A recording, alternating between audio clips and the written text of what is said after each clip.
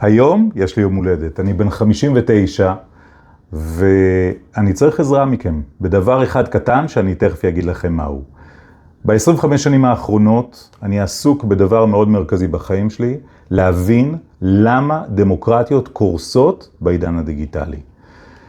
ובשלוש שנים האחרונות אני כותב ספר מפוינט אוף ויו של 100 שנה מהיום, שבעצם מראה בספר עתידני איך יצאנו מהבועות, שכל אחד בטוח שזו האמת המוחלטת שלו, מהכיתוב, מהשנאה, מהפחד, איך יצאנו משם.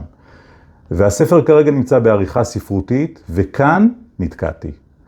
אני בעצם רוצה להביא את הרעיונות לעולם, ובעידן שכולם מקשיבים לשורה אחת ולא יותר מזה, איך אני מביא רעיונות גדולים לעולם, ולכן אני רוצה לעשות פודקאסט, ואני מחפש שותפה או שותף לפודקאסט. שותף או שותפה שישבו איתי, יתרגמו את קאטו הזקן, ויאפשרו לי להביא את הרעיונות לעולם. אני צריך עזרה מכם לתייג צעיר או צעירה עם תודעה פוליטית ומדינית והיסטורית, לשלוח להם את הסרטון הזה, ולאפשר לי להביא את הרעיונות לעולם. תודה לכם, יום הולדת שמח, יום הולדת שמח גם לאמא שלי שחוגגת יחד איתי היום יום הולדת, תודה.